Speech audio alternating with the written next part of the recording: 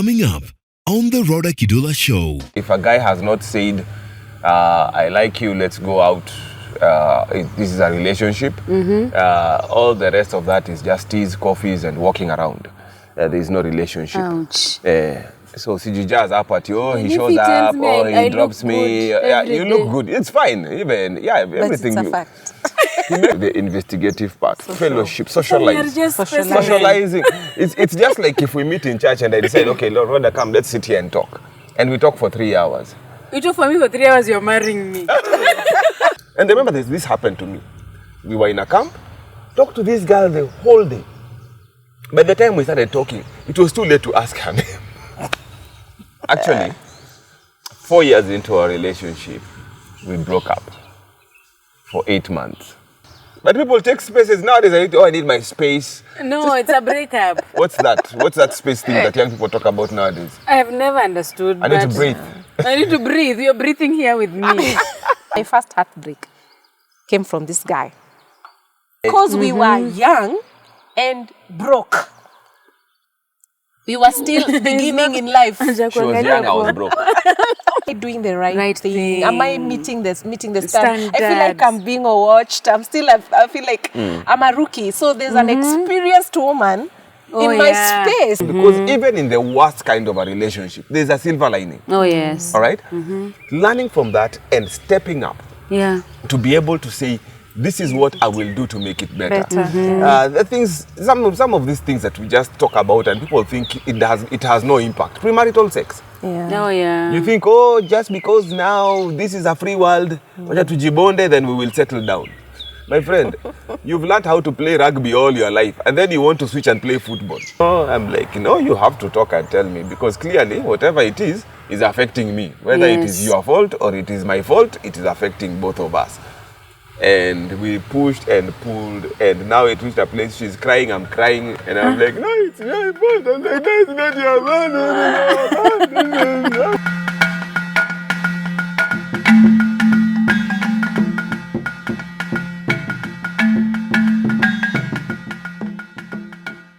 Hi guys, and welcome back to the Rodah Kidula Show. So glad that you're part of this community that is trying to make as much noise as possible about the beauty of marriage, the other side that doesn't really trend a lot, but it exists. So marriage works because it was instituted by God, and thank you for being part of this this show. So I was actually looking for a comment that came on the last show. Someone said, please bring us the Ewagatas. And I was like, someone is stalking me because I am having them next Monday. How? Yeah, so I'm so grateful for those who keep suggesting couples. I remember we don't interview people who are famous. We interview people who are thriving in their marriages. So sometimes you suggest people and I'm like, I've never heard them talk about their faith. It's very important. Even if they look so happy on social media, I want them to also tell the world about their faith so that we can be confident when they come on the show. Sawa sawa, tumekubaliana? Well, thank you. Thank you, JK Studios, for the amazing job that you do. For recording and editing our shows. So if you're looking for a videographer or photographer, talk to Jemo of JK Studios. Yes, the Ewagatas are here. So here we introduce each other. Yes. We'd like to start with you. Please introduce your husband. Husband. Yes. Wow. Hey, he's waiting. Hallelujah. This is Reverend David Ibrahim Anyona Ewagata. Okay. So Nina introduce. That's the name you'll find with MPESA and ID. Born again, loves God passionately. He is a husband of one wife, a father of 3. Firstborn is 19 years old. Nathan. We have Jeremy, who's 14 years old. And Zoe, the lastborn, is 11 years old. Yes. David Ewagata is well known for his passion for youth and working along young people. He has been in this work for over almost 30 years. He's 50 years old, so he's done this for all his life. You're being introduced. Just Nekatu expressions. Yes. And he has served in youth ministry for that long in different capacities, as starting off as a volunteer youth worker in his local church at Deliverance Church Isli, where he learned most of what he does now. And then joined after getting married in 2000. He was a millennial, not a millennial. We were crossing over to. We It were was Gen the Zs. millennial bag. We Yes. were Gen Zs We of were those, 2000. we were those guys who didn't want Jesus to come before we were married. So 2000, he got married. He got married to Rose. And so they've been married 24 years. Wow. Yes. Yeah, and he has served in youth ministry at Deliverance Church. That's where he began. Then served at Park University, where he enrolled as a student alongside his wife, doing a BA in Bible and theology. Wow. So after doing that, he served at Park, pioneered a youth discipleship program at Park University, and then went to serve as a youth pastor in Rwanda, as a missionary youth pastor for 4 years, returned and served in a local church here, Papa Center, after taking a 2-year sabbatical. Yes. How much do you want to know? Now tell us about his personality. He's a very funny, humorous, full of life, loves people, so extroverted, extremely extroverted. Extremely. Yes, with a great sense of humor, loves people a lot. He's at home around people. A great speaker.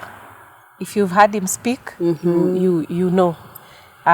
He's an excellent communicator. So because of his love for people, he connects with people very easily, and especially young people. Yeah, and he writes. So, yes. Excellently. He's an excellent writer. That book is coming. Amen. Amen. I'm an accountability partner, so I try to increase the pressure for the book to come. But an amazing, if you read his posts on the social media, you will attest to the fact that he has an interesting style of writing that keeps you locked in and laughing, but yet he passes on the crucial communication message that he needs to do. Yeah. I apologize to all couples I've hosted, but this is the best introduction I have had. Yes. Are For you the sake of prepared? marriage, he's also a very romantic guy, easy to get along, makes life happy, and he loves an easy environment. And so he's a great boost to me in terms of just celebrating, encouraging, supporting. Yeah. Where? I had to Excellent apologize. Yeah. It's like you had a script, you had prepared. I'm going to introduce him. Pressure. Now it's your The turn. pressure has squeezed. I know. It's It your has turn. squeezed completely. Yeah, so this is Rose. Faith Kioko Kasiva Ewagata. Okay. Touché. Yes, Rose Faith Kasiva Kioko Ewagata.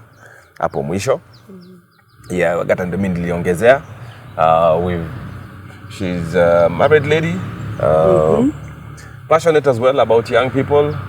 More of a counselor. She's the one who sits and listens to people's issues. Me, I tell people their issues. She listens to them. Yeah, happily married to this guy for 24 years, and she's a student. She's the academic in the house. So ukiona niko na knowledge kadhaa, it's because I listen. She reads the books and then tells me the summary, and then me I roll up on stage with it.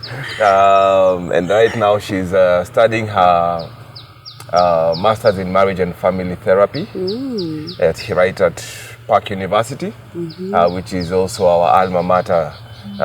She did undergrad in theology here with me. We were classmates, by the way.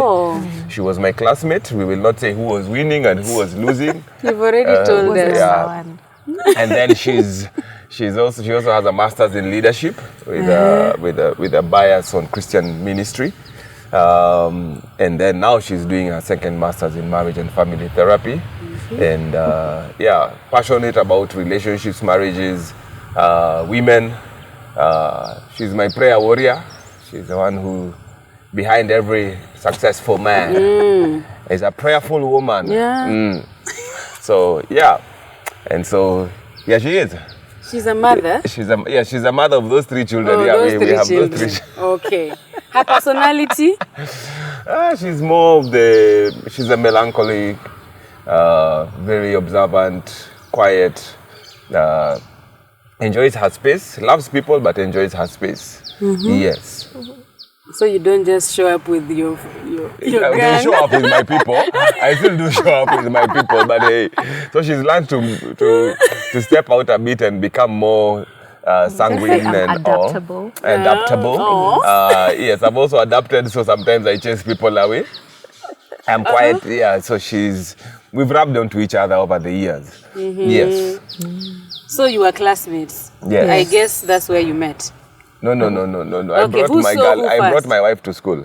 Wait, who saw who first? That's the one with the real story. Your version or my No, version? you are the one who saw me first. Oh, she saw you first. There's really 2 versions. We met at church, Deliverance Church. I was an ex-can then, just Ex-can is after high school. after high school. Uh-huh. So I joined this new church, Deliverance Church Isli, and I joined the youth ministry there. And I found him there. He was the young, kijana chipukizi, doing his youth ministry there and leading worship.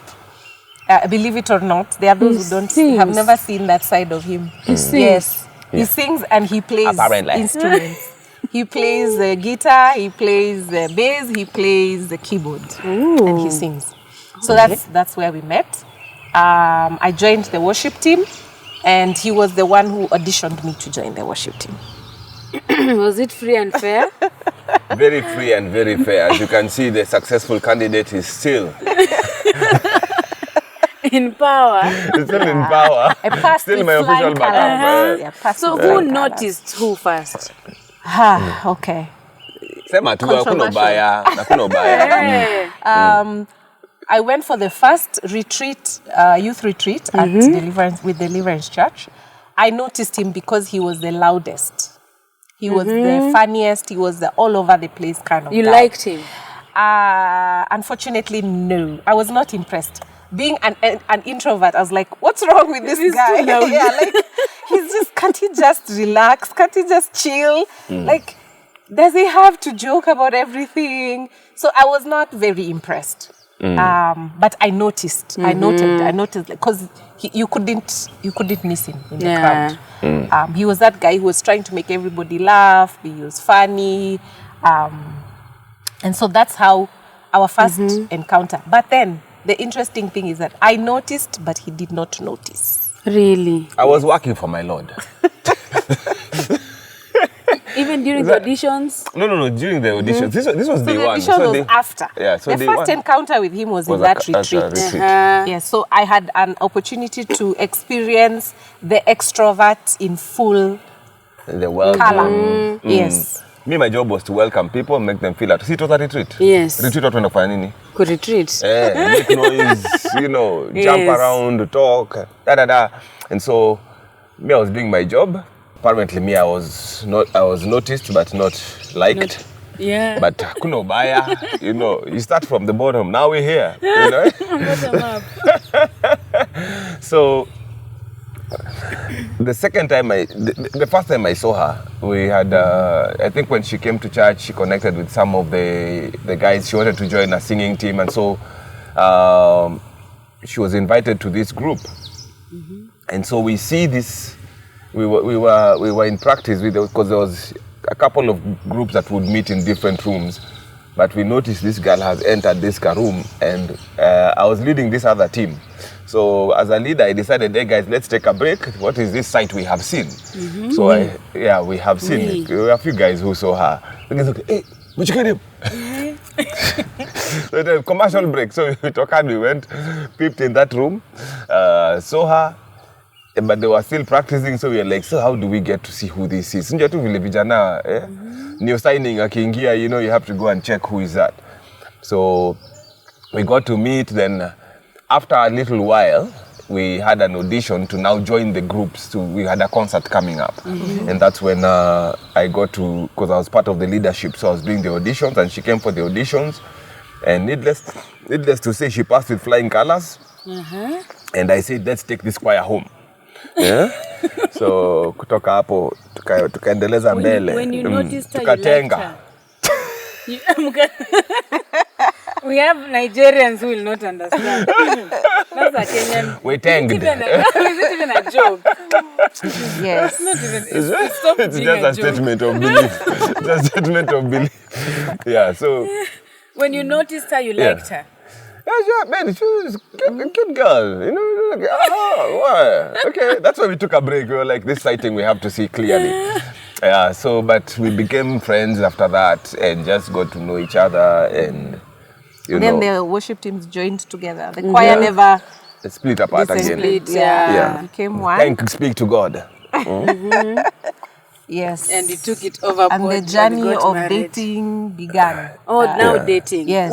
You were an ex-con. I was an ex-con. I was pretty young. So you're going to college. And he was like, he's 2 years older than me, so he was also still an ex-con. Oh, yeah. Yeah, so we're pretty young. Are we going to college? What is college when you're in love?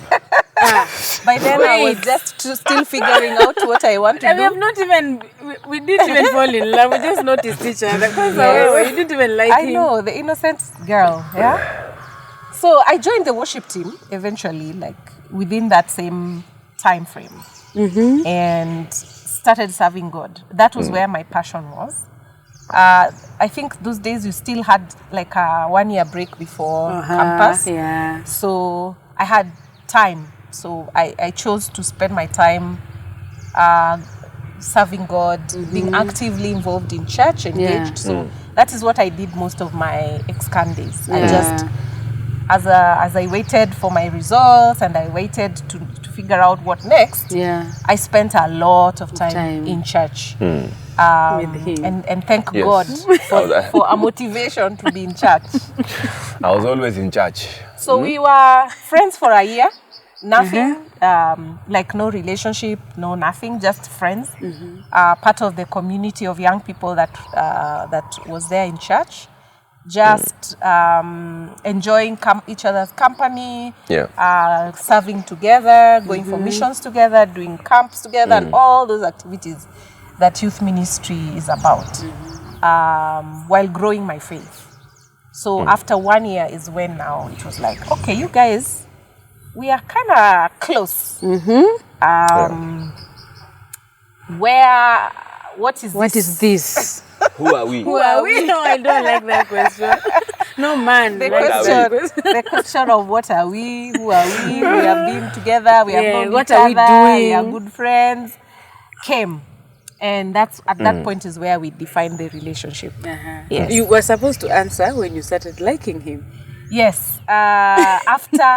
After the retreat and coming back to the church, because I was very, very new to the church. So that was my first impression. Okay. But then the next time I saw him, he was leading worship. Oh. And I was like, okay, wait a minute.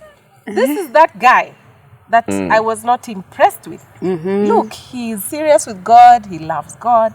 He's a leader. Wow, okay, very impressive. Don't judge a cover by it. Don't judge a book by it. Yeah. So I think at that point, my mind began to change about what I thought about him. Okay. And the friendship developed. No strings attached. Kazi yangu ilikuwa tu my job was just to send her, to escort her home after practice and make sure she's home safely. And you talk and talk. As a man of God. Wow. Yeah. How is so I dating? think at some point, when I realized I was actually liking him, I started talking myself out of it. Because but it can't work. He's this, he's that, he's too extroverted.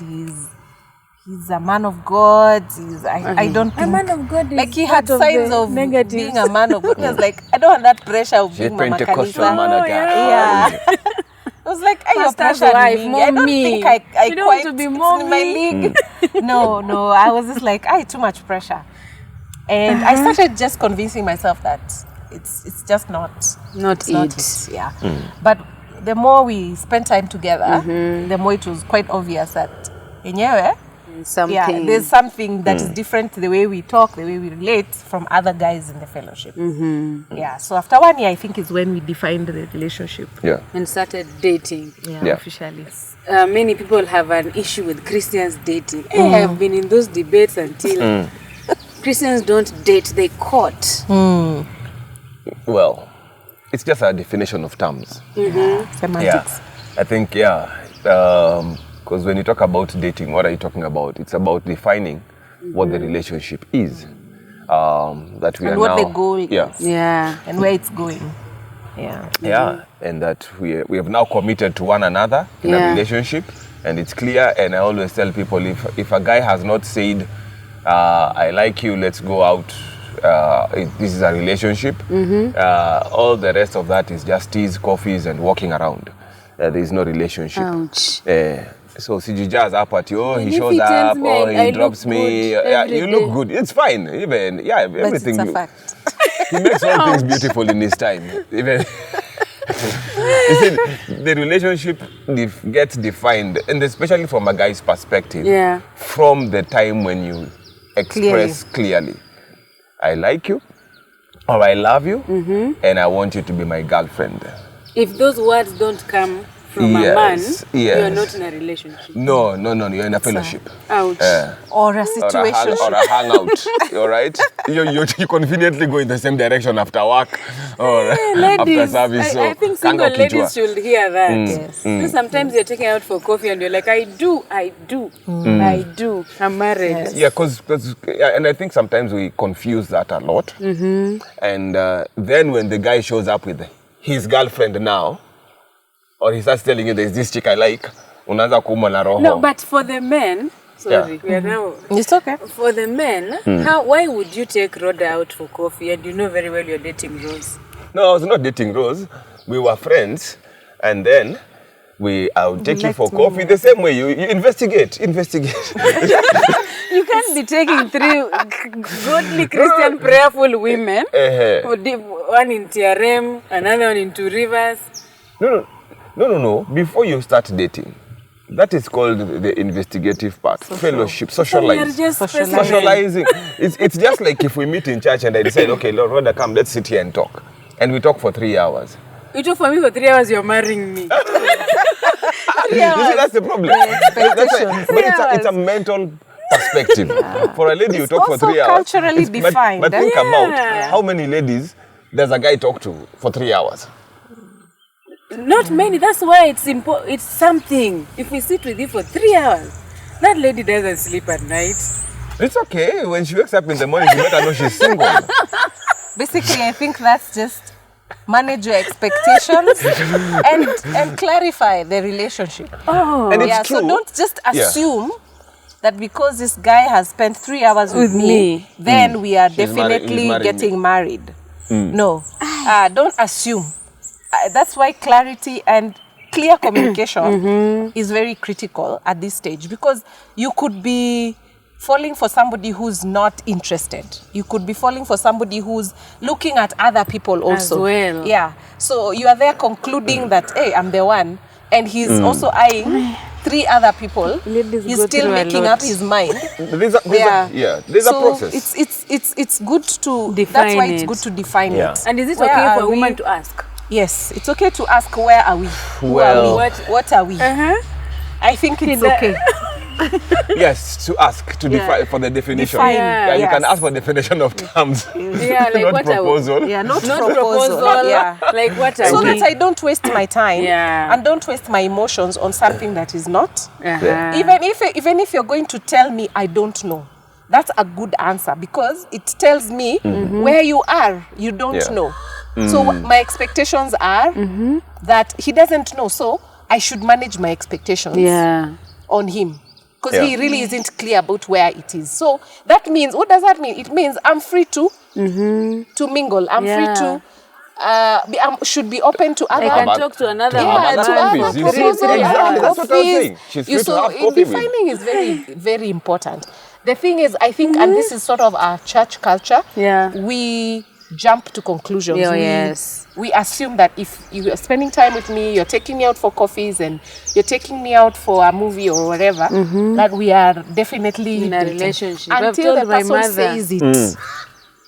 And I think we need to look at the journey of a relationship. You begin from strangers. Yeah. All right. When she saw me in that retreat, so this is a stranger who was making noise. Yes. Then we became acquaintances when I got to meet her and say, hi, my name is David. Hi, my name is Rose.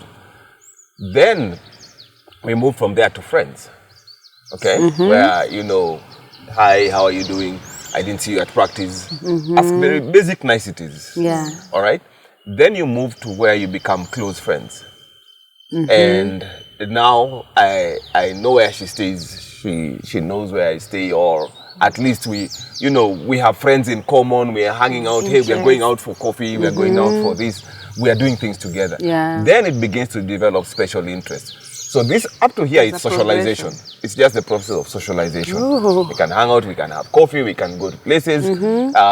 If we are not too comfortable, then other people are included. The moment we get a bit more comfortable, then I can say, hey, let's do coffee tomorrow. And nobody else has to show up. Yeah. All right? Because now we are comfortable enough to be able to have a hangout together without feeling like Awkward moments. awkward moments and all that, because the social structure around us has helped us to move through that strata. Yeah. Then you reach the place where now you begin to develop special interests and feelings. That's where the where are we, who are we, what are we comes in. Yeah. And so you move, when you get to that point, you either choose to say, nothing going, we're just good friends. So friend zone, bromance, Heartbreak. heartbreak, or just suspended sentence, let's see where this is going. Yeah. Okay? But then once you reach that space, it's either a departure. You can still see other people, you can still hang out, and it's not because you are looking for and sometimes, unfortunately, we feel like every time I'm hanging out with a lady, I'm trying to see whether she's potential. No, we're just friends. We sing together. I want to know what kind of music she likes. I want to listen to her genre. We are good in art. I want to see her artwork. It doesn't always have to be nakukatia. Yeah. But then when in the process of learning all this, because she had interest in art, I had interest in art, she had interest in music. So we had a lot of things in common. Yeah. Common friends. So by the time now we come to realize all these commonalities lead us to a place where our emotions are being stirred. It's not been because kila saa nilikuwa tu akuna. We're just friends. I don't know, we feel like we are being hunted and hunting at every given time. Just relax, have that coffee, go home, sleep, and thank God the coffee did not burn your mouth. Managing expectations. But then now when the feelings begin to come in is where now you begin to say, okay, maybe there's more. Yeah. Then both of you need to be able to be moving in the same direction. Because you could be thinking there's more, and me hanging out with another girl over here, I'm feeling there's more on this side. Yes. And especially for us who are sanguines and outgoing. Oh, yeah. We hang out with everyone. Some of them we don't even know their name. Oh, umejaa muko. Me hata sijui unaitwa nani. So when I live there, then I'm like, by the way. And remember this happened to me. We were in a camp, talked to this girl the whole day. By the time we started talking, it was too late to ask her name. Ouch. I'm representing that girl. Mishaongea. I'm like, if I pause here and ask, by the way, what's your name? She'll get upset. So me, I'm just rolling with the punches. Yeah. At lunchtime, she shows up again. We talk. In the evening, my friends ask me, what's her name? I have no idea. Fanya hivi, siwende umuulize kesho. Alafu utanishow. Mimi nitachoma. And on the woman's side, I know, she spent the whole day with you. The Ewagata. Yeah. But if she's a sanguine, she's also spent the day with other people. So, no harm. But you see, some of them, these are also temperamental things. Yes. Of course, for ladies, we are more intuitive, we are more sensitive about how we feel, what am I going through in this conversation, than the guys. For us, it's just, I was happy, we laughed, we finished, I left. But when you get to that point, then now both of us are moving in the same direction. Then it's to come and say, by the way, there's something like here. Clarify the page. sioni kama hii kitu nataka iende. Na kai inaenda ni mimi naenda nayo. Then let's get into a relationship. Yes. After that now, you moved from socialization to specialization. Now, this is my girlfriend. Yes. I'm defining it for people. Those girls who are getting a bit cozy with me, I'm like, listen, I'm taken. It's official. I introduce her to my accountability partners. Yes. I may not go to my dad and mom because we are not at that point of courtship. Or even if I take her there, they'll be like, this kid, you know. Because one, maybe we are too young for it. Two, we are still, you know, building the relationship to the point where I can say now, this is, and yes, even when you start dating, you're looking at it as, is this person marriageable? Oh, yeah. Because if you're dating just because you like her hair, then she's not marriageable material to you. You're playing... Sorry. You're just playing cards. You're playing Russian roulette. Somebody will get hurt. Yeah. Hey, let's get to your dating. What did you do wrong? For how long did you wrong? Tell me. For how long did you two date? We dated young, as you had. From this after high school. After so ex-can. Well, that's 1 year. You're 18, 19. I started dating at 19, and he's 2 years older than me. So Would he was you in allow college. your son to start dating at 19? Is he mature? Depends on maturity, I think. Why are you laughing? But I would expect it. I would expect, like I wouldn't be surprised. Maybe because also I've worked with young people. At 19, I would expect him to say, you know, I have a girlfriend. I have a girlfriend, or I'm interested in someone. So we dated for 4 years. 4 years before we got married. And we got married young also, because we started dating young. At 19, we started dating. At 23, I was married. Do not try this at home. Really? The times were different, I guess. We were also personality different. Even for our age, our guys, most of our friends got married way later than us. We were among the people who got married younger. I have a friend who really advocates for marrying young. Yes.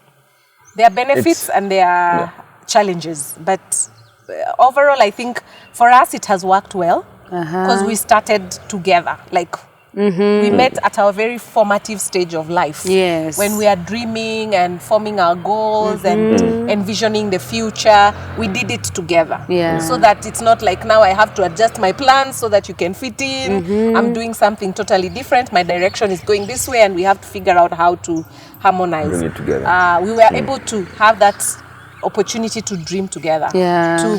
to form our foundations together. And that's why we came to school after we got married. We went to Bible school after we got married. So all these 4 years you're serving in church? We were serving in church.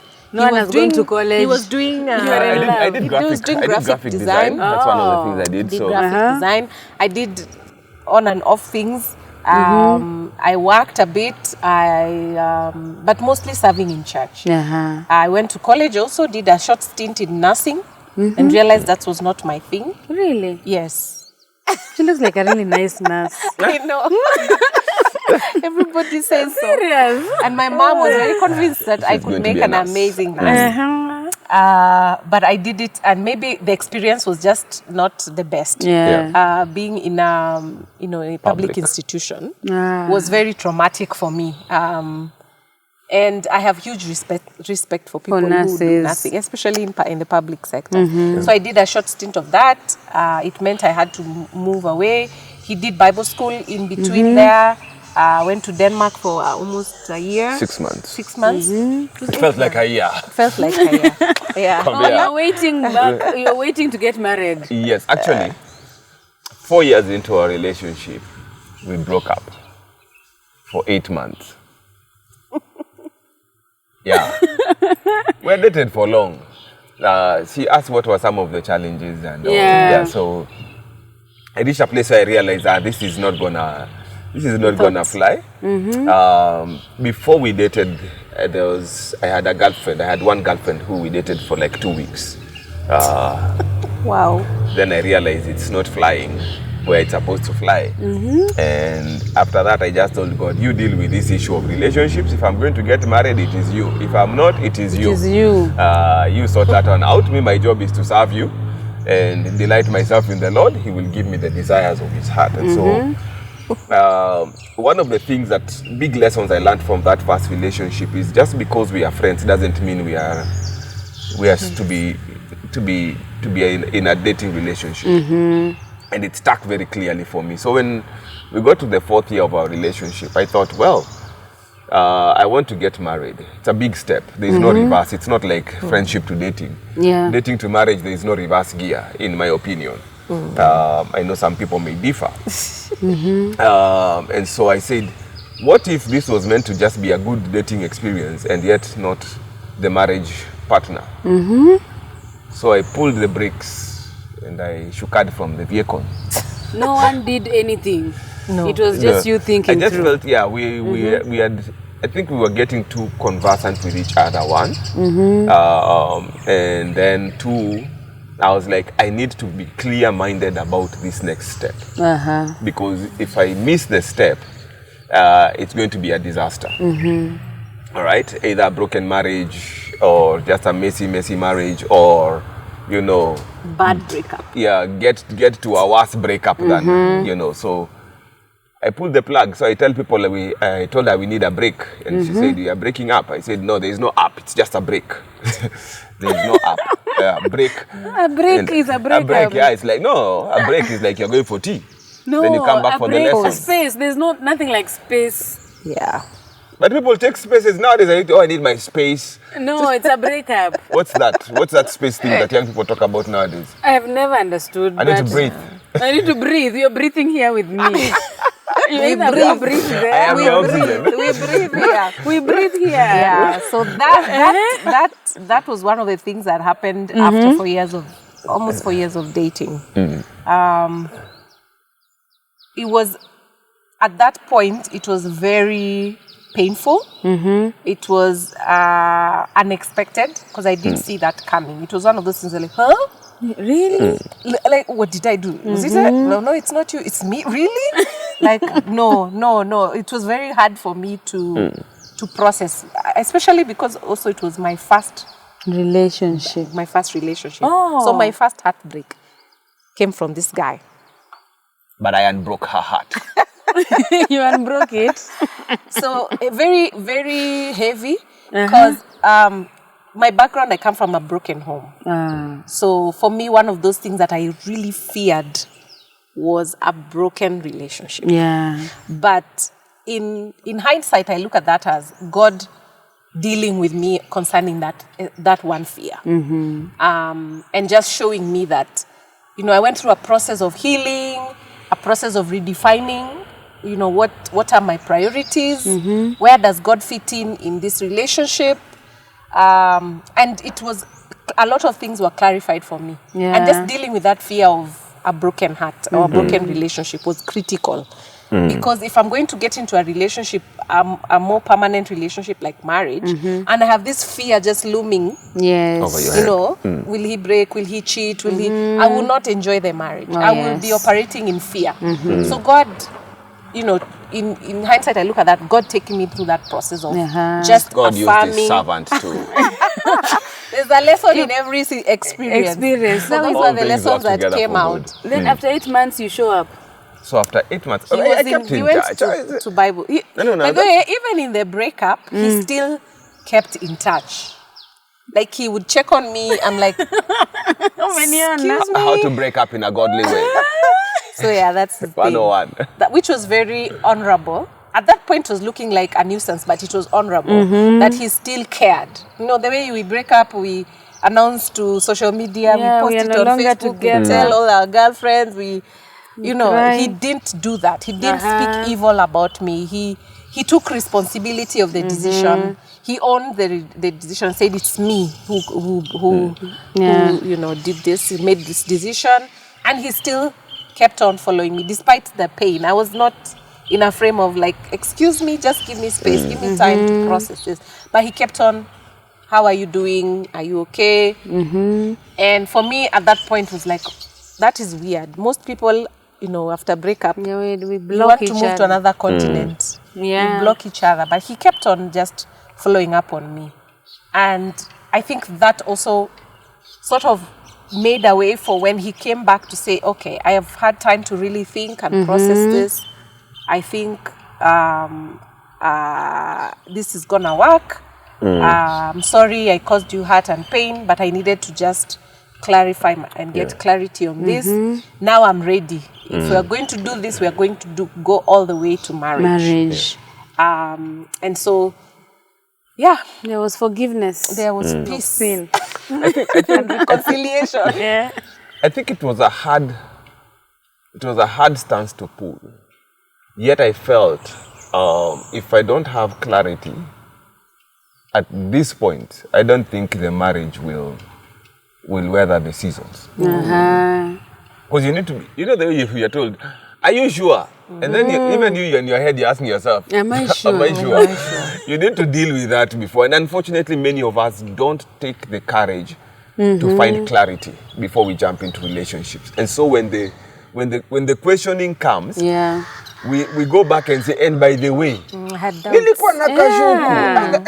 And I saw the red flag. I saw the red flag. No. Lift the red flag, talk to the red flag, discuss with the red flag, hug the red flag, have a coffee with the red flag. Before marriage, have a good meeting with the red flag. Bring the red flag close. Yes. If the red flag is there, please make Interrogate. sure until it turns green. All right? Yeah. If it's an unnegotiable red flag, Yeah. please stop the party. It doesn't help to get into a relationship or into a marriage. And I'm not saying you'll be 100% certain. I know even when you're walking down the aisle and the still have pastor your says, is there any reason why? Even the best of relationships has like a Reason like a why. heartbeat over there. You're like, by the way, na wewe nakuanganeza amka usiku anze kuongea. And so I'm not saying you can completely eradicate the sense of, there's that faith step, but then a risk. But then you need to have sufficient clarity to be able to say, I know I made the best choice. And the funny thing that I did as well is visit all those girls who had shown interest before. And I went and I just show up and just like, yeah, you broke up. I'm like, yeah, we broke up. The Lord is dealing with me. And they're waiting to hear. So I was thinking, and I just kept moving on, and and some of them showed up and were, is it curious or trying to bring comfort. And I was just like, right now, because it was not so much about, I'm breaking up with her to see if I can get another girlfriend. It was, I'm breaking up because I need clarity.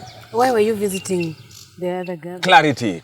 Ndio nijue nimetafuta milima mabonde nisikupata nini. I don't think am I the only woman who doesn't approve this clarity? I don't think it's understandable. Oh yeah. But 24 years Maybe I'm not the only one. Considering that, first of all, we were very young when we started dating. Yeah. And so it was my first relationship. It was his second. The First and a half. First and a half, because The the other other one one didn't last too long. comfortable. And so there's an element of thinking, maybe I've should change myself in some way because I started very young. And that's a I big didn't thing with guys. explore other Oh, you didn't relationships. explore, I didn't have other boyfriends. I don't have any experience in relationship really. Yeah. There's a sense in which at that stage in life when you're young, you're thinking, maybe this is not it. What if what if it's not? What if I'm rushing? Yeah, what if I'm rushing? I'm still young. And what do I know? This is the only person I've dated. Oh yeah. So there's an element of doubt or not so sure, which comes with a stage in life also, because you're in your early 20s, you're 19, 20. Yeah. And so for me, I think if you're at that stage of being so young, I'm not surprised if you go through that, because you're also changing. You're still growing. You're still getting to know yourself more, understanding yourself, what you want in life, what are your dreams. And so there's a point at which you're flexible enough to say, you know what, maybe it's not it. You've seen the people who go to campus at 16, Then they do this course. They say, no, this is not it. They change. Yeah. Because they're still growing. They're still getting Finding to know themselves. themselves. But if you're in your 30s and 40s, you're dating, and you're in your 20s, at that point, it's expected that you At sort least of know know what you want. What you want. Yeah. You have the maturity to make good decisions. Yeah. And certain decisions, knowing the pros and cons. Yeah. You have already, evaluated, you have assessed, you know where you are, what you need, your values and what you're looking for. So I think that's the difference, because we were very young. So I think that openness understand that flexibility and openness to say, you know what, okay, sawa basi, let's try. I would want the man marrying me to also know what he's doing. Yes. Yeah. So I understand. Yeah. You understand it. No, We need there's to no get. issue. You need to get married. Our time. So That was the dating. that was the dating. Yes. You get married. If you were to redo your wedding, what would you do differently? I don't think I would do anything differently. I think we were very authentic in how we did it. First of all, we did a very inexpensive wedding. How inexpensive? Some people tell me inexpensive. We when they did say $2 million. We have, for our time, it was very inexpensive. Because we did not place a lot of pressure on the wedding. We had good accountability. We had couples who were working with us. We had And the good lessons. and good lessons. We had examples and models around us Yeah. who told us, guys, for this marriage to be a marriage, all you need, What is the basics? the basic you need is you, the rings, best couple as witnesses, and the pastor. That's it. That's a marriage. Parents are an additional Parents are advantage. an additional if they because you have a relationship with them Legally. and you have No, we are talking about value legally. legally. Parents are not Parents needed are legally. giving their blessing, their parental consent and blessing to you. It's very well and good if they are there. Yeah. But for it to be a legal marriage, that is what is required. And so start with the basic in mind. Yeah. Don't start with Flowers. caterers, feeding the whole nation. Setting the bar high. Because we were young and broke. We were still beginning in life. She was young, I was broke.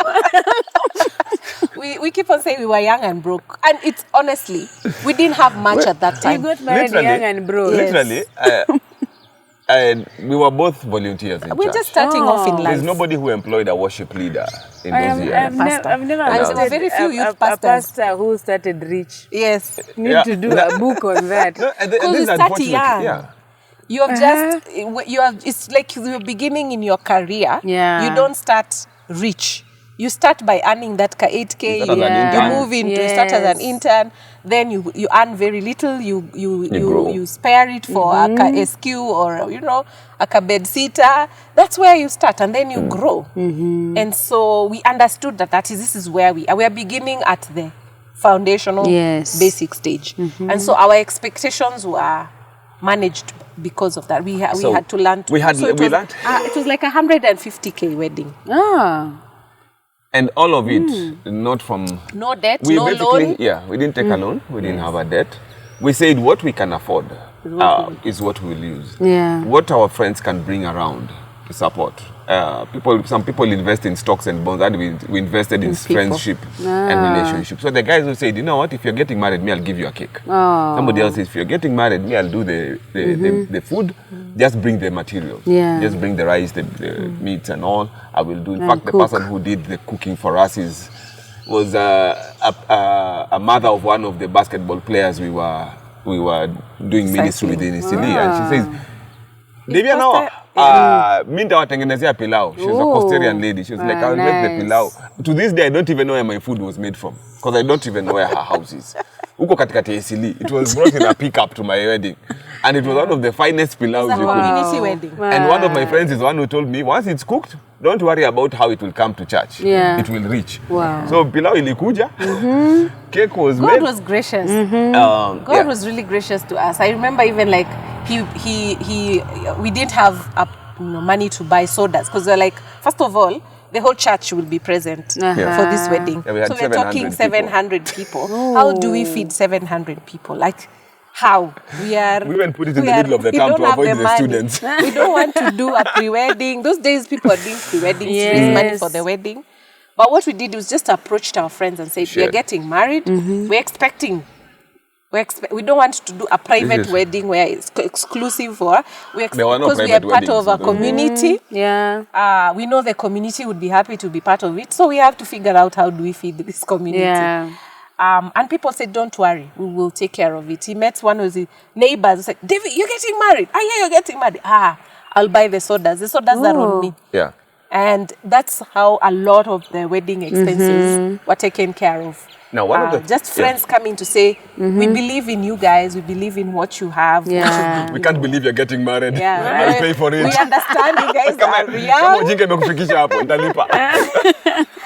And we had so much support from friends and the community in the church who said, we believe this is God's will for you guys, and we want to support you because we had served in the church. We had served for years. We served, without pay. We served, gave our lives for ministry, mission. We openly just served the Lord in the space, and they were appreciating that by saying, we will support you in your marriage, in your wedding. Now, one of the things that I would say is very important to note is, even after asking ourselves, what is fundamental to a marriage to happen? Yeah. What do you need? And this was a lesson from having observed some of our friends who went extravagant, only to come back after the wedding and have no food, rent, stima imekatwa, and you begin by trying to survive on a loan on a loan chopped salary, having fed so many people who have no idea now. In fact, when you're looking at your wedding photos, you're like, you fed guys, random strangers. Until mpaka unaanza kuangalia hivi nasema hii imeenda bure. Hiyo ni bure. So we said our main investment, and this is an advice that I like to give to young couples as they're preparing to get married. The only investment you'll close the wedding date with is the counseling that you receive. So invest in that. All right? Invest in being prepared for the marriage. Have your mentor couple, go for PMCC, attend the PMCCs for different ones. Fanya ya Anes Wamboe, hiyo ukishamaliza hiyo ingia ya mamlaka, ukishamaliza hiyo fanya ya sitam, ukishamaliza hiyo fanya ka 5.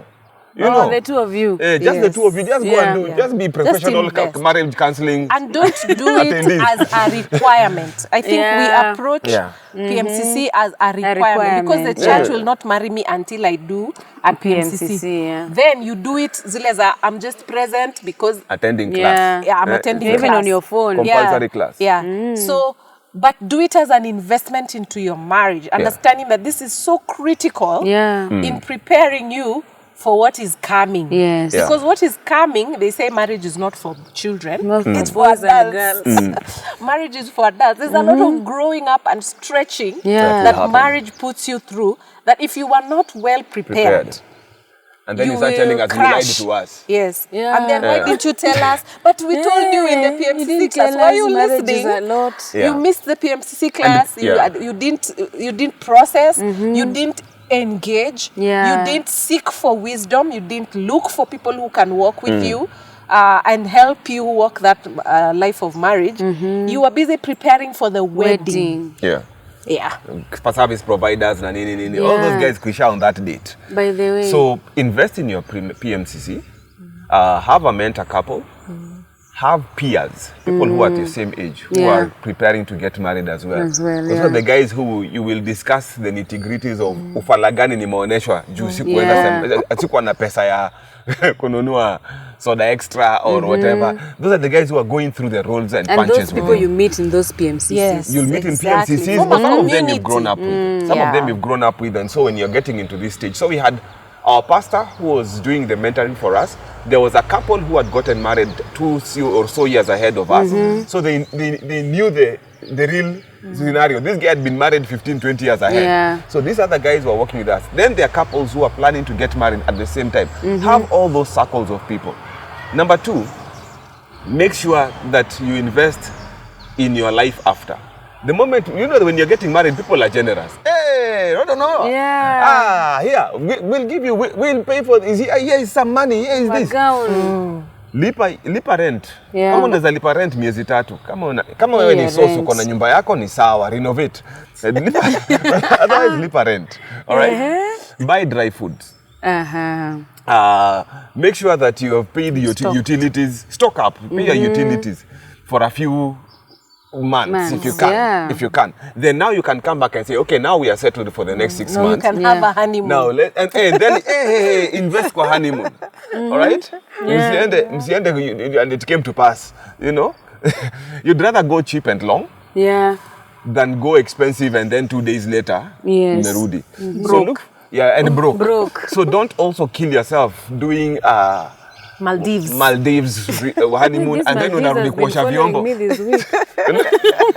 Unarudi kuosha vyombo ukiangalia neighbor pale kwa plot. So and then tell people, I'd rather you invest in a good house. All right? Rent a good place. Because this is where you'll spend a lot of your time. Otherwise the pressure increases. All right? So you'd rather do a fair honeymoon. Enjoy your honeymoon. Come back to a good place. Yeah. All right? Where you've invested, you have 3-6 months of settling without pressure ya mazee kanjo amekuja sijui Kenya Power sijui landlord, because you're already adjusting to one another. And so that really helps. critical stage. Now, in retrospect, we had our own journey. That's we are in your first year of marriage. Yes, now. first year of marriage. Toughest year of our marriage, Really? I think. Yes, that was our toughest. It's one of those things, maybe we didn't pay attention in the PMCC class. Maybe they didn't cover this topic of adjustment. Oh, adjustment. Just that the first year of marriage is all about adjustment. You enter in with the expectations, it's going to be honeymoon, extended honeymoon. We're going to be having sex every... breakfast, lunch, dinner, and midnight. We're going to be in love. We're going to be walking in the sunset every day. We're just going to be in heaven. Yeah? And then the reality hits you when you come back. There are bills to pay. There are decisions to make. There is life that must go on. And it's sort of like you get a you get post-wedding, underwhelmed. Reality check. Post-wedding depression. You know? Because you're just like, okay, now we are back to reality. This is it. Then what? So we're just going to be living together and everybody's doing everything, every day, normal things. You just go to work, come back, and then what? That's it. There's a sense of that adjustment period that probably because of the high of the wedding and everything you go through, that I don't think we were prepared. Plus, we had plans and expectations that we had made that didn't work out. Serikal idea. So, What did the government do? We had a council house. My parents had a council house, which is that cheap, Which is affordable. And because you know our background, we were young and broke. We were looking for the most affordable place. So my mom was supposed to transfer. My dad had already retired and gone home. So my mom was supposed to transfer and go to teach in a school in the village. In preparation for her retirement. In preparation for her retirement. Yes. So the plan was, we got married on 18th of March. So this is towards the April holiday. So we knew by the time we finished with our honeymoon, she's finishing the term, she's moving to the village. Sema Serikal can decide. Because there's rural-urban migration of teachers in masses. Yes. They had a problem because now the rural schools had no teachers. Instead of freezing rural-urban, they froze everything. So now my mom had her papers in. She's waiting to be told when to move. She had even been allocated a school. And then the PS wakes up and says, no transfers. Full stop. And so that's how our living arrangement changed. Wait. Are we going where What we is are the spirit going? saying to you? You now went to live with your mom. Yes. Because he was living with his mom. Oh. So we were either to he rent a was house. still living with his mom. Oh, yeah, I Yeah. get it. Because he was young and he was the last born. Yeah. So the technically I was council going to stay in the To house. stay in the He was house. going to be left the house. Then he Yes. starts his life there with his his new new bride. wife. And they lived happily Ever after. Sana But, serikali. so plans change. Mom is not going because now she has to continue working here where she was teaching here. And wait in for the next Nairobi, window, and which wait is for the next window, the- which the was August. yeah. Because you cannot transfer So in the beginning those of the... months, for you, I'm okay. It's your Yes. mother. Yeah. Let's Exactly. concentrate here. You think it You was can easy? take water. Let's So concentrate here. plans have changed. Yes. But we are paying rent for this house already. Yeah. So do we move out and get our own bed Place. sitter and start in a bed sitter? But we're already paying, so we can't pay two rents. Yes, at with the same with time. the resources we have. We have to manage our resources. And yeah, that was a tough decision. And so the tough decision was that we were going to Stay with your with mother. my mother-in-law. Yes. And Well, we, Indians do that their whole life. Wait, you had to take water. Well, Tulikuwa waende. nikunywe maji kwanza. We got married, we became Indian, eh? So we moved to the family home, eh? So me, my wife, my mother, and everybody was in He the was, village. of course, the happiest man in the Of world. course. No, I was He not has- happy he because has- there was he tension has in the Gaza most- Strip. his two favorite people Women in his life. in his life Oh, were sorry, living sorry. together. Yeah, Where? yeah. Needless to say, that was really tough. Because I think we are also not doing a good job in portraying mother-in-laws in the society. Exactly. So some ladies just get in with fear. fear. Exactly. Even if it's the best mother-in-law Yes, ever. We yes. we Now, just interesting thing, Yeah. that actually, when I was studying in Denmark, she actually stayed with my mom for almost, 3-4 months? Really? Just on and off. On and off, she would come and She take was us. unwell, and then Yeah. he's the last born, and everybody was away, so And I she was out of the was, she was country, everyone was alone. out of the country. So I would come to just check on her. How are you doing? It was like, well, spend the night, keep me company. So That's different. that's different. apparently. Not It's different. Now we are You're married married to her son, to her son. to her last born son. Yeah, it doesn't compute the same way for a man. It's different. Oh. Because for him, he was like, this is It's doable. okay, it's Like, what's the doable. problem? What is the greatest challenge of this arrangement? The relationship has changed. Oh, yeah. Yeah.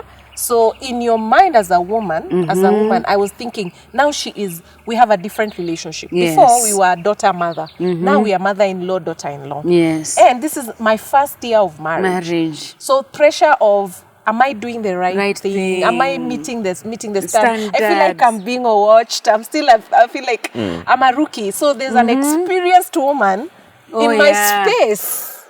And I feel like I'm second guessing myself. I don't know whether to cook, whether not to cook. Is my food good enough? Yeah. You've cooked all these years for this man. He loves your food. Food. Now he has to try my burnt offerings maybe sometimes. And it's complex. Yeah. And for me, I don't think I truly could express that. Like, I'm conflicted, I'm feeling afraid, I'm feeling judged, I'm feeling like I'm being watched, I'm feeling Are like you- I'm living Are you under telling this. him? We had conversations. We had conversations, but Yeah. pretty much it was like, what can we do? There's Yeah, nothing we there's can nothing do. we can do for We just now. have to adjust and adapt to the You just situation. have to become Indian for a little bit, eh? But wait, kudos to all those people those cultures that live with their But then we need to mothers-in-law. pray for the Indians. eh? And she's an amazing mother-in-law. She's not a mean mother-in-law. Yeah. She's very motherly. She was very motherly. She was very nurturing. She was very accommodating. Yeah. And she tried her best to just make it comfortable. For you. But where it wasn't easy. How are you having sex? Yeah, I know. I have a gift for your teen daughter. Sorry to interrupt the conversation. My name is Flora Kidula, and I present to you this book for my beautiful teen girl. It's a gift challenging the teen girl to have godly values. It talks about many issues that they go through and inspires them to be better teens. See details on the screen of how you can get it. Thank you. It's your first year of No, I marriage. don't. You're supposed to be I don't screaming know. and Yeah, doing walking whatever in the naked. kitchen, walking naked in your house. That was not something that we plan could do. for you. That was not God's plan It for you. wasn't Self-control is the fruit of the spirit. whisper. Like, oh my God. Yeah. Your mom is Put the next. radio on. Your mom is in the next the music. room. I can't. Yeah. You know, even when you're in a honeymoon and you're imagining, everybody knows where we are and what we are doing. It's just like, oh my God, everybody knows what we are doing, and you're coming back and you're feeling all shy and all that. Yeah, she was next door. So that was not easy to navigate. But God gave me grace, and God gave us grace to And do a few that. tensions. And a few tensions. We How had to long deal with that. did that go on? She finally moved in August. Ah. And, you know, I think it gave us a sneak peek of realities, because sometimes you have your ideal picture of how it's going to go, and then the reality checks in.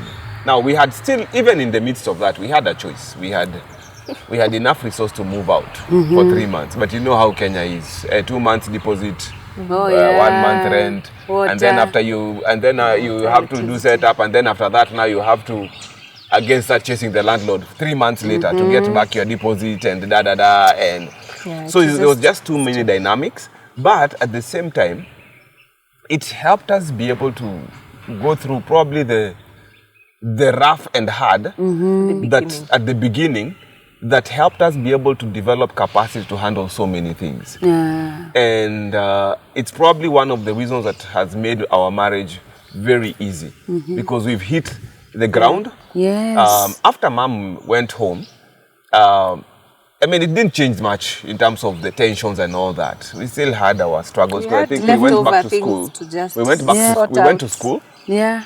And because we didn't have an opportunity to really fight and have differences with Mom in the house, you know. So you have to be in your best behavior. Best behavior. Yeah. You have to show her that your boy is happy. Yes. So I think after that is when now you've let your hair down and you're like, you should see let me in me just Kitale. be myself. hata amebeba makana mkono na imewaka. Because you feel like if she sees like if she sees her son even sad for 5 minutes, it's you. So you just have to. So just letting my hair down, be myself, feel okay, this is my home.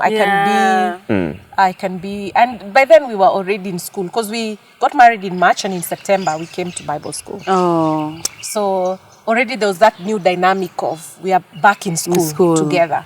And which really helped also quite a lot because we spent a lot of time together. Those 4 years of doing school together really helped to cement that marriage even more. And then the baby came after 4 years. And that was planned. It was planned. Oh. Yeah.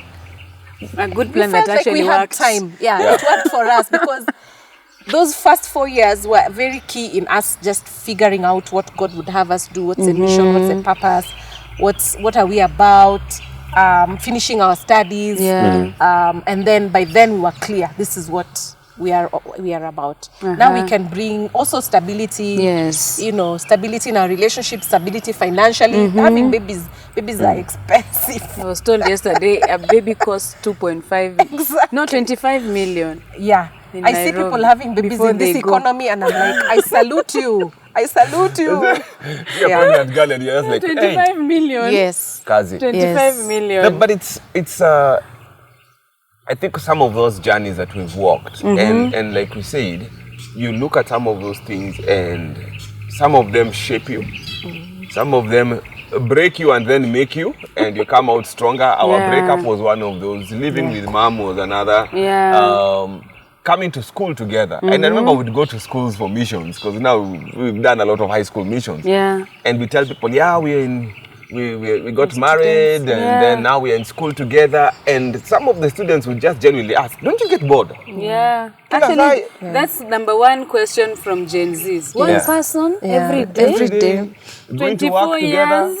Going to school together. Sitting in the same office. When we started, we actually shared the same office. When we started working at Park. And so we literally, at the end of the day, when you asked how was your day, it was our day. I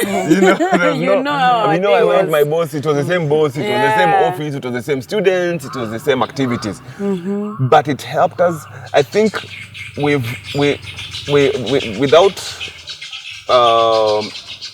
exaggerating, I would say we as a married couple have lived close together more than many people will do in a lifetime. Oh, yes. Because you can imagine 4 years sitting in the same classroom every day of the week, going for missions over the weekend. Living in the same house. Living in the same house.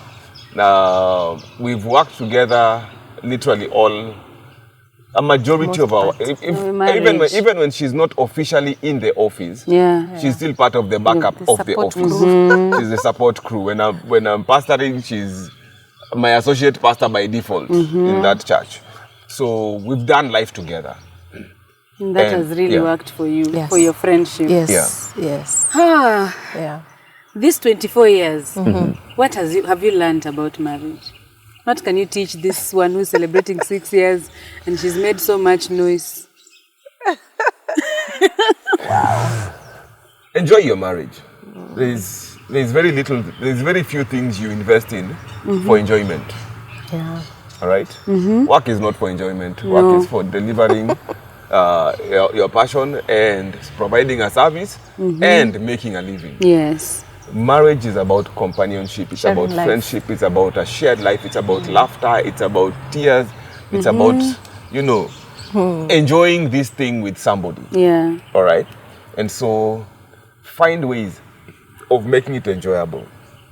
The moment you begin to have this sense of, this is a career goal. We have to, some other people are, and us here. Enjoy your life. There's nothing as bad as, and this is something that has popped up in the recent past with especially men and their mental health issues. There's nothing as bad as being pushed to the wall with societal expectations and then coming back home and finding another pressure point. Oh, yeah. In the spouse or in the family. And so learn to give each other slack, learn to be happy together and laugh. You know, sometimes guys come to our house and think we are the most unserious family. Actually, today is the day I'm seeing your serious side. I'm like, oh, they can be serious. Yes. Yes. Yeah. Learn to laugh. Learn to enjoy the marriage. It's never, you're never too old to be silly. Yeah. And the moment you stop being silly with your spouse, you'll start being silly with other people. So, karada. When children come, now you have 3. Yes. And you have responsibilities, you have work. Where is the time to be silly? It doesn't take long to be silly. As you do that parenting, I think for one, because that's sort of his philosophy of life, enjoy the moments. It has made parenting easier because now we enjoy the children. We have fun. If it's reading the Bible, we find fun ways of doing it rather than, hey, it's Nini. It's Bible study time, family devotion, altar. Yeah, you know, he makes it fun. He makes it interesting. The kids look forward to having that.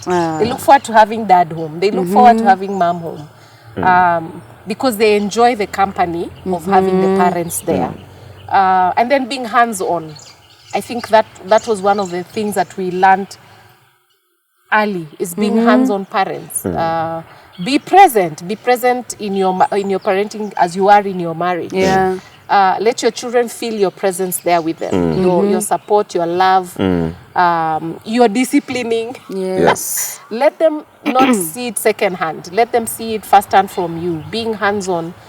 And so we've also taken our children alongside a lot of what we do. If we're going for missions, camps, retreats, we've always carried our children with us for them to also be part of what we do, so that they see that side of us that people see that they might not be able to see if you're not intentional.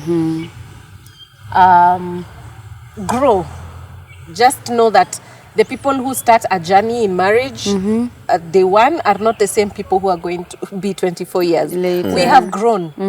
We started off as this naive young couple, young and broke, didn't have much knowledge about what marriage entails and all that, but we have grown. And being intentional about growing, not just growing because sisi tuko pamoja, but being intentional. What can we learn together? How can we improve our marriage? How can we make that marriage more enjoyable, more, we can tell that there's growth and development in us as individuals and in the marriage, because that is what will be the benefit of, being together. That is growth.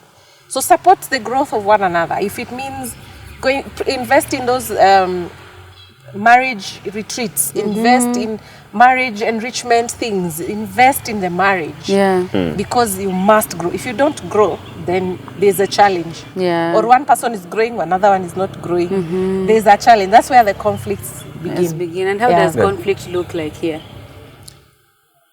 with this funny guy? I know. Does he take it to have a serious? fight with him? I think our first year, second year of marriage, We learn. we got into, because one, she's an only child. There's the personality, The background, personality different. all the those background. things that are so I'm a last different. born. Yes. And so conflict was hard, and I was told the solution. For her, if she had a conflict, she was the loser, because you can't fight with your mom. All right? And so we all learned to either, for me, it was just to cover up the problem until it dies, and for her to take the Because we blame. went her default. Our default is how you have been growing up, who you are, because of the circumstances, the family of origin and all that. You bring that into the marriage. Yes. So now this other person experiences that person that they never experienced during the dating season. And it becomes a shock or a surprise, or sometimes that's why people feel like, you lied to me. You've changed. You've 'Cause changed. when you had conflict, you Never just went home changed. and she went home. Yeah. Yes. And Now then you they are- met when you were both happy. Yeah. Now they are on their default. face. This is who they really are. So navigating that, like this is who I am. This is how I handle conflict. Yes. I store it in. I keep quiet. I don't talk about it. And You blame yourself for it. he's like, well, if you're not talking about it, there's no It's no problem. problem. Let's keep going. And then the tension is imejaa kwa nyumba kama bata. So like, are you ignoring that I'm not okay? And it's escalating, and slowly it became something that we had to really implode for us to sort. Yeah. So at one point, Tension ikakuwa mingi. Now you're quiet. This one is wondering why I'm telling you're her, quiet. my mother already went home. Talk. Why are you still Why are upset? you not talking? Why are you upset? that was Yeah. by the way. Yeah. Now you should be happy now all you the should be even time. more happy. And we learned, it's because of our differences, personality, upbringing, experiences, everything. Now we were dealing with how we deal with things as different people, and we had to sit down and really. At first we cried. So this one day, we've had tension, that tension that is served with soup, and you can eat it. And I ask her what is wrong, and of course her default is, no, it's nothing, it's just fine. me. And I'm like, no, it can't be just you.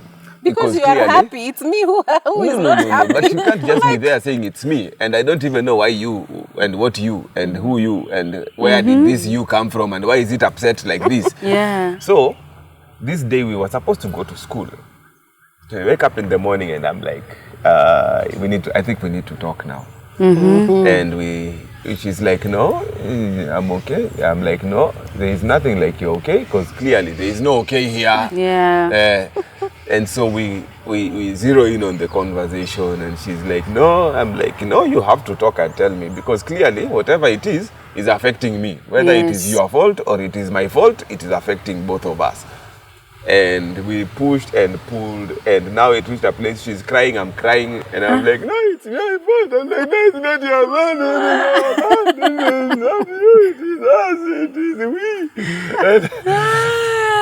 we. And literally, I don't think, if somebody was passing outside our house on that day and listened to that the whole banter. And I've been very confused. And like, there's a guy crying, and he's saying it's not your fault. And there's a lady crying and saying, oh, it's your fault, it's my fault.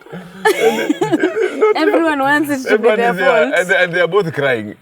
And literally, we took almost 2 hours just sifting through that and asking ourselves crucial questions and saying, no, we can't, until finally we agreed and said, okay, now from here on, if there's an issue, This is how we're going to it is tabled. There's nobody who is taking a blame without communicating sufficiently why they own the blame. Yes. All right?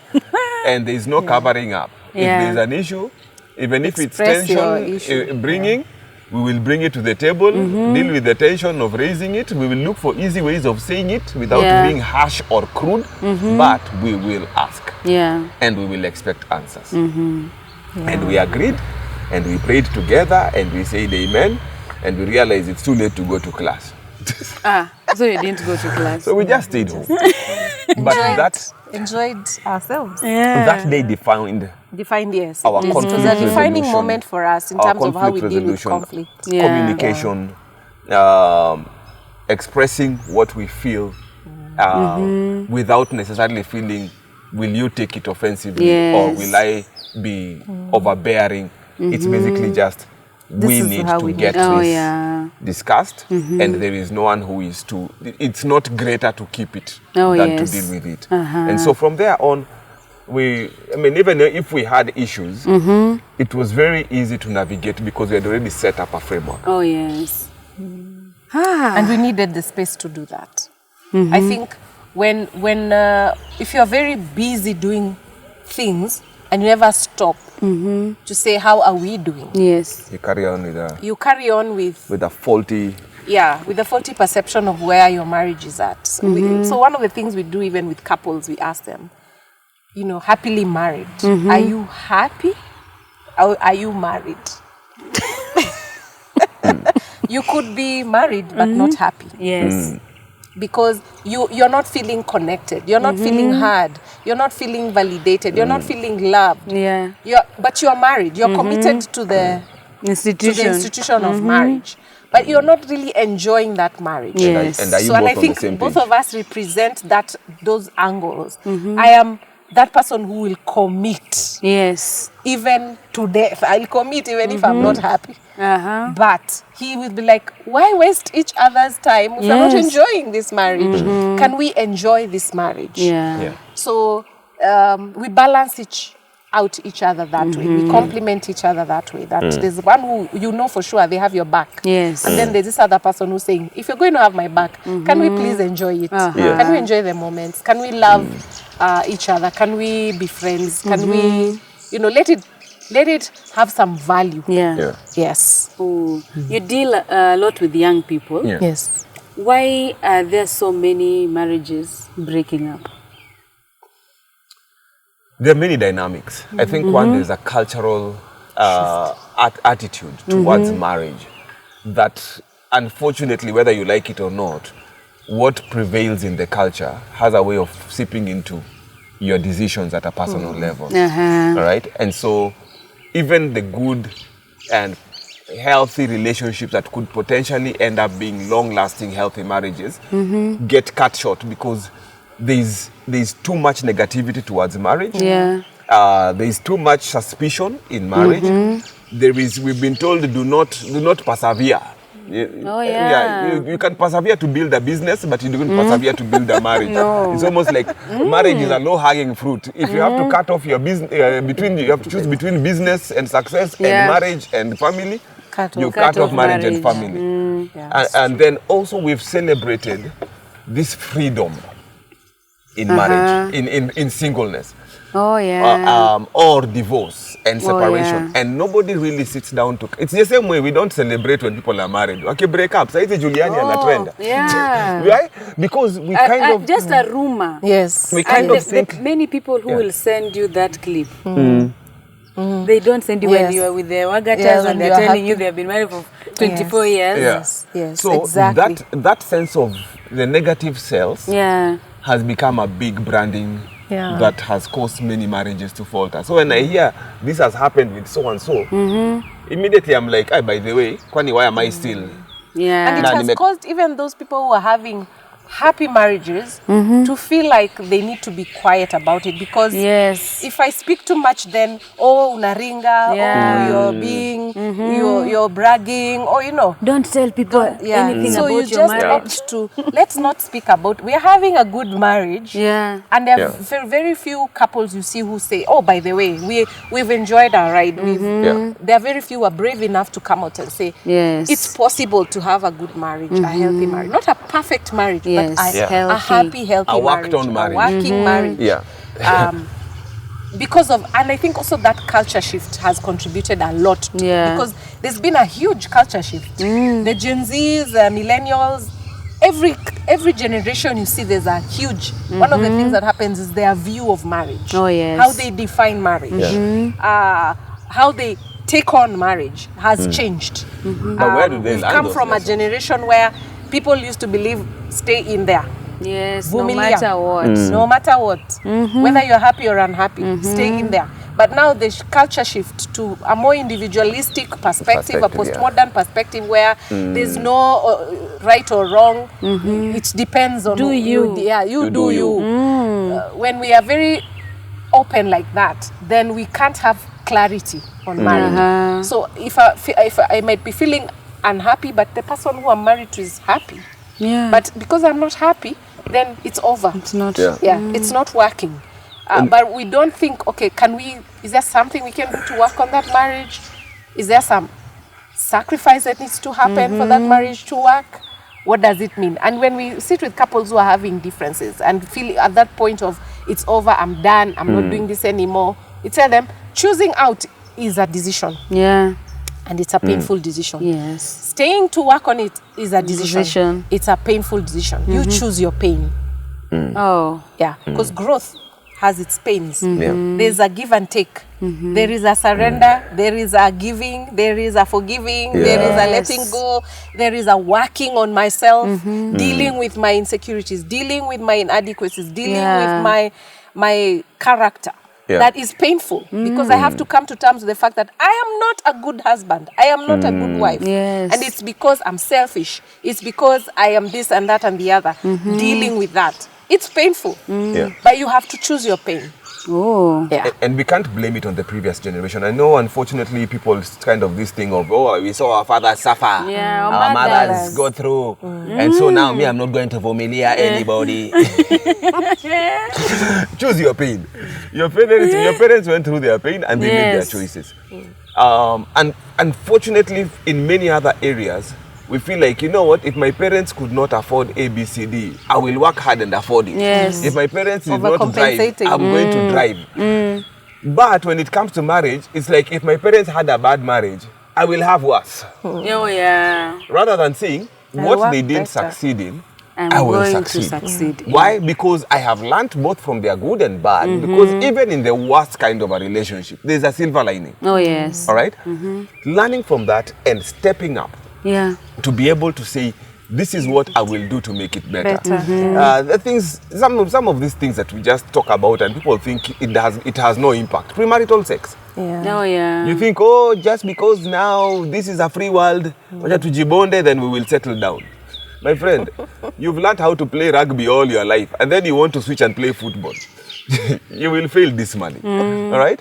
So, do not be deceived. God cannot be mocked. Whatsoever you sow, you shall reap. And so the planting season and some of those mistakes people make, you're sowing in the wrong things. You're investing you are a player, you are doing all these things. Character. And then now you want to move in and get married and have a happy marriage. Your DNA is telling you having one girlfriend is an anomaly. It's impossible because you have built it into your character. But the moment you say, I choose to be upright and straight and carry my life that way, then it follows. Even when you come from a broken home, even when you come from, a violent home, even when you've seen and listened to all these things, the dysfunctions you've seen, yes, they have an impact, but you have to sift through. That is why you still are asked to make the choice to get married or not to get married. Nobody forces it on you. Once you get in there, make it better than any other marriage That you've seen, yeah. And that choice is because you will work on it. It's not because it just happens. It's because you've worked on it. When you see it, they say, the Swahili say, ukiona vyaelea jua vimeumbwa. There's somebody who has worked on it. Yeah. And unfortunately, we have this mindset that a businessman can hustle, fight, deal with KRA, deal with criminals, cons, and all that, lose money, make money, lose a business, and make Start it, again. and then start again from scratch. And then we are like celebrating and saying, this is now a man who has earned his stripes.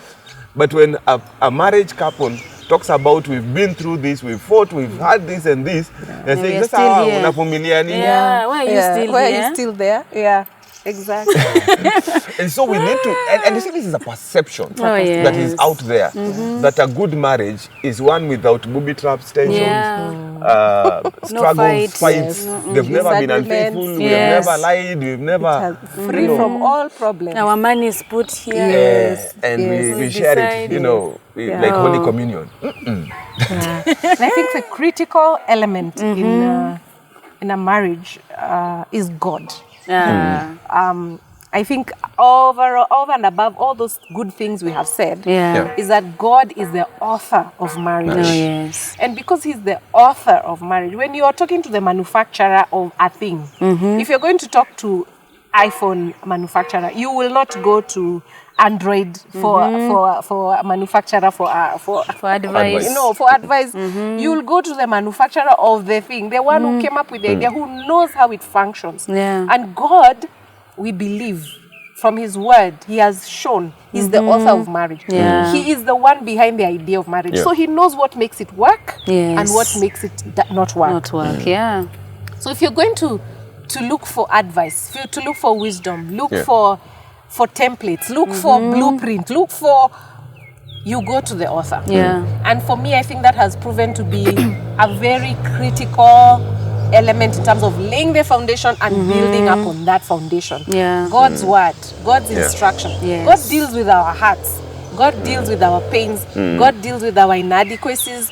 God deals with that. And marriage is one of the ways he uses to shape us into more Christ-likeness. If there's one of the ways that God uses to really make us to be like him is marriage. And he says, and he upholds marriage. Because he knows what he's doing in that marriage. When we invite him in, when we incorporate, when we have him as the author, then we will reap the benefits thereof. And so for couples who are trying to do marriage without God, I don't even know how you do it. It's basically... Even with God, it's hard enough. I know. Like, how? You need God's help. You need God's wisdom. You need everything. And God has it. And if there's one thing I can say why we are married is because of God. He has brought us together. He has kept us together. He has given us all the tools we need to make it work. Yes. But now, as a man of God and woman of God, how do you deal now with the divorced and separated? Nobody wakes up in the morning and says, I will get married to somebody so that I can divorce. And circumstances happen. We told you, we got married and lived with our mom for 4 or 5 months. Other people get married expecting to have children. They don't have children. Others get married expecting that it's going to be rosy and perfect. Everybody who gets into marriage, usually it's for the happily ever after. They are not getting in there thinking it's not going to work out, it's going to be a or sickness drama, is going to come. we're going to have this and that. We usually have the best in mind. And so it's again to be gracious and be able to, yes, we have the ideal, all right? It's like the ideal is that you have both legs to walk on. Okay? But nobody tells you you can have an accident and end up amputated. When it gets to that, people don't disregard you and say, now it's finished. You have no life anymore. Even if you are an athlete, you can still be able to find a way to live life and live a completely fruitful, healthy life without that limb. And so I look at marriage and divorce in that sense, that these things happen. Were they there before? Yes, they were. That's why even in scripture we hear Moses granting divorce for marital unfaithfulness, and more Jesus says because of hardness of heart. Yeah. Now the hardness of heart is not being discussed outside the context of a Christian setting or the people of God. Yes. People Because- who are submitted to God. Yeah. God. Because tunakuanga manga. Sometimes I tell People people, of God. if you're trying to change somebody, and Jesus has been struggling to change them for the last 40 years of their lives, na bado nangangana, wewe utawezaje?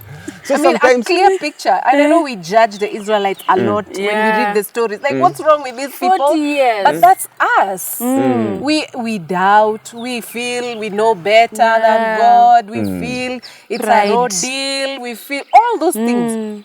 Pride yeah, comes. And you're like, God is continually just graciously guiding them, and He has the best of interest in them, but they are not cooperating half the time. That's us. That's us. And especially in marriage, Yeah. that's us. Sometimes we are stubborn, we want our way. My way is always the way. Sometimes we are very selfish in our marriage. This is what I wanted, this is what I dreamt, so it must be that way. Oh, yeah. We enter in with actually one of the most memorable advices we got from a missionary couple when we were dating, going to marriage. Like, one of the things you'll realize when you get married is how selfish you are. Yeah, that's true. yeah. Yeah? And we're like, So- whoa, okay. What does that mean? How can I be selfish? See, I'm wanting the best in because love. this person I'm loving. I will do anything for them. They're like, you wait till you get married. Yeah. Then you realize you are in it for yourself. And how that you need to change that continually as you walk with this person. It's realizing how much you got into it for your own interest, Yeah. your own ambitions, your own plans. It's very hard for you to think the other person. You have to be deliberate about Yes. thinking, taking the interest of others. And so when you realize that, you are able to be gracious to yourself and to Yes. others whose marriages are not working. Yeah. And I know there's a tension because Yeah. our belief, our faith is marriage is Must for work. divorce. God hates divorce. Oh, yeah. But God does not hate the people who are divorced. He hates the Yeah. whole divorce because of the separation. pain it causes. The effect of that The impact place, that it decision. has on Yeah. you as the people He loves, Yeah. and the children and the Yes. community of people who are around you. It's painful, and we have to admit that. Yes. That there's a lot Yeah. of pain caused by divorce, and God sees that pain and it pains Him too. Yeah. And that's why He hates it, because Yeah. He sees the kind of disruption it brings into Yeah. the lives, into community, into society, even faith, because many people who their faith has been run down because of a bad marriage. Yeah. How many people have left God because of a bad relationship? Yeah. So He sees that pain, and that's why He hates it. He says, I'd rather we work it together. Yeah. I'd rather we stay together. I love Reconciliation. rather we reconcile. I'd rather we learn to humble ourselves. I'd rather we learn to submit to one another. Yeah. Better that than hardening your heart and Yes. saying, you know what, I'm it's done. done. I'm done with this relationship. I'm done with this person. I'm done with the whole concept of love. I'm done with the whole concept of, we can live happily ever after. Yeah, that is painful. Oh, Yeah. the final one. When do you tell Rodah, leave? Is there a point I can come to you and you tell me now, Rodah? Just the same way I'm that asking this because Yes. now I have a pastor and a counseling, a counselor. Yeah. my mandate stops at your choice. I cannot tell you to leave. You have to make that choice yourself. Because if you leave and then kikurambe, Yeah. you will say, but person told me. If you tell me come and pick me up, Yeah. I can come and pick you up. If there's sufficient reason to know Yeah. that this Which is we going have to be a done, risk. by And the way. we've done that. Practically. But it's you to say, Yeah. It's Come your pick choice. me up. yes, but I'm not going to come and yank you out of your house. Ati nimeona Tomorrow huyu you'll see jamaa me with amekuzoea. Jackson in TRM. Huyu ndo tuliendea jana. I know. And we've dealt with situations Yeah. where you've dealt with a couple who are so split apart. Yeah. They have so fought. And then they make up. And you're left there. And you're left there wondering, Vile tulikuwa tumeweza What? kukusupport. Yeah. You know, Tulikuja this nonsense, this tukakusaidia guy kubeba is... vitu. Yeah. So, Yeah. that Yeah. decision has to come from you. Yes. You have to own that decision. You have to And be... that's why marriage is part of Yes. it's a part of the act of exercising your free will. Oh, yeah. Remember, God does not force anyone to get married. He says, a man shall find, making a choice. Yes. Yeah, so there's a whole involvement of free Yeah. will. Yes. Exercising your free will to say, I choose Rodah. So if you choose not to be with Rodah, God It's okay. is okay with okay that. with it. It's just because He doesn't force you to be in a marriage if you Yeah. don't want to be in a marriage. Only that He's saying, don't be Once in you a step in. hurry Yeah. to walk out. Please, I have tools I can give you. I Yeah. have support I can give you. Make sure you use all resources that are available to work on this marriage before you step throw out. it out. Yes. In the case of where it's for as a counselor, if your life is in danger, your life is in danger. Yeah. Like you can be shot, you can be Physical hurt, abuse. physical abuse. There, I will tell you, exercise of a good decision Yes. is to tell you, Rodah, this one is not good for you Yeah. because it's a danger. What good will it be if you're dead? Yeah. In the and it's because you stayed in a marriage. Uh-huh. Yeah. So if it's a danger to you, physically, and sometimes mentally, we've seen people who have gone Battered. really battered Emotionally. emotionally. Yeah. They've gone into depression. They've gone suicidal because they are hanging onto a marriage that is not working. Uh-huh. So at that point, I would tell you, you know what good is it for you to stay in a marriage if you're mentally unstable? You're not there. Yeah. You're depressed, you're suicidal. So those are situations that I can think on top of my head that I'd say, you know, Rodah, I think you'd be much better if you exit. Yeah. And then We separate work and from breathe. there. So, Now that's the But break. you have to consent. You have to give you a have to be consent. the one who says, I can't come and tell you, Rodah, I'm seeing Yes. you're being battered, you're being Uh-huh. beaten. You have to leave. No. Okay. You have to come Yeah. to that The place where personal. you, Yeah. I come alongside you to a place where you can say, you know what, this is not healthy at all. Yeah. I'm not thriving. I'm dying. I am being beaten. My life is in danger. I don't know when. I'm being denied this and the other. And then you say, Pastor, I think this is what I want to do. Yeah. And I need your support to do this. Okay. Or the counselor. And then we say, okay. Yes, we have learned. Thank you so much for your time. Thank you. Thank you for your wisdom. Maybe you can just invite us to IHAB ama mmeja. Kama pia mmeja mtuambie. You know, I went to some church and they were told they don't even have a name of church. They say we are a small community church. when we want to keep we it don't that. want to make grow. Tuko tu sawa. Welcome to YHub. YHub meets every Friday at TRM Drive. USIU Drive. Where am I saying TRM? I know. That's where We started our at former TRM. address. We started at TRM. TRM was our first home. Then after COVID, we found a place just next to USIU. Kwetu. Next to the new Kwetu. There's two Kwetus. The new Kwetu, just inside there, Raraka Housing Estate, house number 5. We have our fellowships every Friday, 6:30 to 8:30. We get to hang out. The last one we had was basically a game night and bonfire, and it was amazing, and just bringing back together the community. Tonight we have a Bible study. So every Friday we have a Bible study. One Friday and a fellowship the other Friday. Yeah. And We do interesting conversations on that pertinent issues. Pertinent issues that Yes. affect young people, Yeah. How including young dating. is young?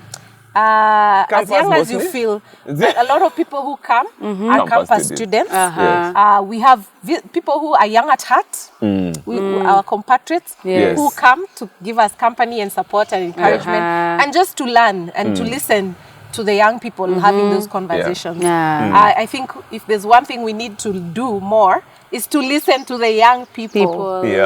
So we can understand them. Yeah. Yes. Thank you so much. Thank I know you. we would have talked more, but we need to follow you. You don't talk much on No, social I media. don't. Yeah, to follow. Yes. You'll just put their handles over here and on the description, any information that you need about them. But thank you so much. Let us know what you've learned, and we'll see you on the next one. Thank you so much. Asante. Thank you. Thank you Thank for you. having us. Thank you. Yes.